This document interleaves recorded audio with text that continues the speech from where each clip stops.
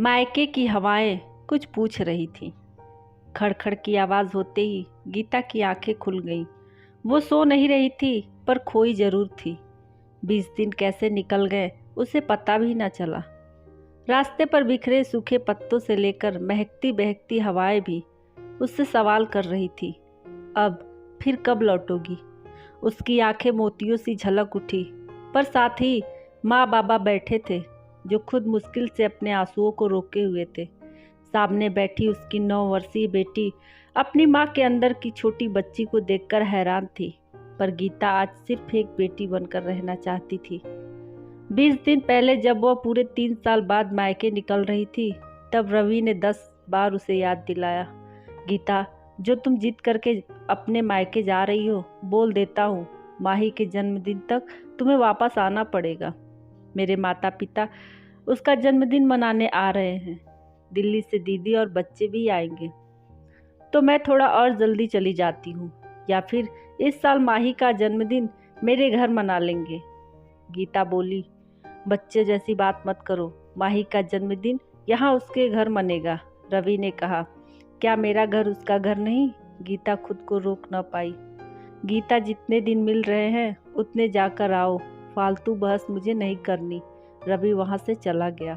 गीता सोचती रह गई, क्या एक बेटी को उसके घर जाने के लिए समय और नियमों का पालन करना अनिवार्य है।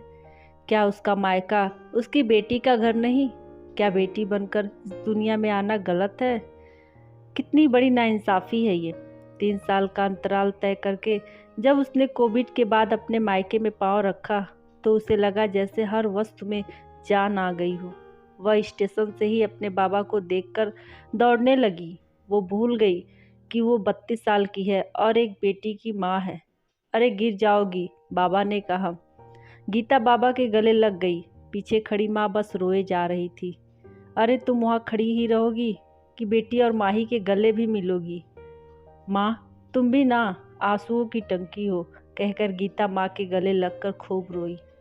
वह जैसे जैसे घर की ओर बढ़ रही थी, उसके मायके की हवाएं पूछ रही थी, कहाँ थी तुम, अब लौटी हो, हमारी याद नहीं आई।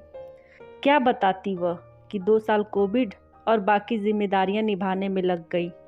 सब रिश्ते बराबर थे, खुश थे, बस एक बेटी ही दब कर रह गई। उसे सबके लिए खुद के सपनों और इच्छाओं को पीछे रखना पड़ा। बाबा, मैं गन्ने का रस पीऊंगी, गाड़ी रुकवाइए, गीता चहक कर बोली। गीता की बेटी अपनी माँ को देखकर हैरान थी।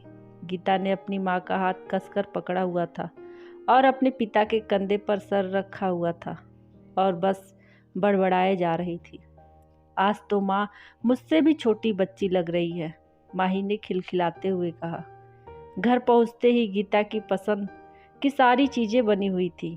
गीता की जिद पर माँ अपने हाथ से उसे खाना खिलाने लगी।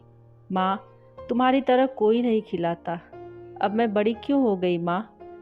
जवाब कोई न दे पाया, शायद जवाब है ही नहीं।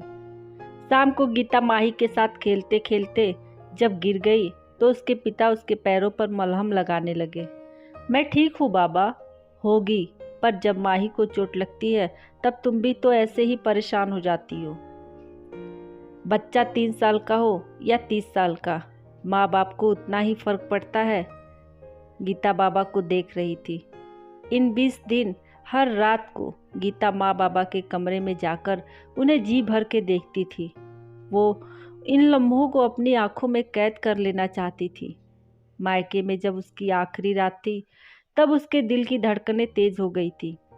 बचपन में वह ट्रेन की आवाज़ सुनकर और ट्रेन में बैठने के लिए उतावली हुआ करती थी, पर उसे आभास भी नहीं था कि वही ट्रेन उसे अपने घर से दूर ले आएगी। गीता ट्रेन में चढ़ गई। वह घड़ी आ चुकी थी जब उसे अपने घर से फिर से विदा लेना था। वह जितनी बार पलट कर देखती, उसका मन करता सब छोड़ छाड़ कर भाग जाए अपने घर की ओर। पर अब वह एक बहू, पत्नी और एक माँ भी थी। ससुराल और मायके के बीच लड़की को चुनना ही पड़ता है। गीता आखिरी बार माँ बाबा को देखकर अपने आंसू पीकर अंदर जाकर ट्रेन की सीट में बैठ गई। कानपुर स्टेशन पर गाड़ी जब रुकी, तब रवि उसका इंतजार कर रहा था। माही को देखकर रवि खुश हो गया। जब रवि ने गीता से हालचाल पूछा तब वो खुद को रोक ना पाई। रवि, कोई समझे ना समझे, तुम्हें ज़रूर समझना चाहिए। तुम भी एक बेटी के बाप हो। हर बेटी का हक होता है कि वो भी अपने माँ बाप के साथ कुछ समय गुजारे। और हाँ रवि, मेरे जाने से पहले तुमने पूछा था ना 20 दिन कम होते हैं, जवाब ये है कि 20 दिन काफ़ी भी नहीं होते। रवि को एहसास हुआ उसे गीता को अपने मायके थोड़ा और रुकने देना चाहिए था। अब से 1 साल अगर माही अपना जन्मदिन कानपुर मनाएगी तो अगली बार इंदौर में मनाएगी। ये मेरा तुमसे वादा है, गीता का हाथ पकड़कर रवि ने कहा। भले किरदार काल्पनिक हो पर सवाल सच्चे हैं और हर उस दिल को छू लेंगे जो इस रीत में बदलाव चाहता है। बेटी को अपने घर, अपने मन से रुकने का पूरा हक है और कोई ये हक उससे नहीं ले सकता। आपको ये कहानी कैसी लगी कमेंट में ज़रूर बताइए। आपको ये वीडियो अच्छी लगी हो तो लाइक और शेयर करें और चैनल पर नए हैं तो सब्सक्राइब ज़रूर करें। धन्यवाद।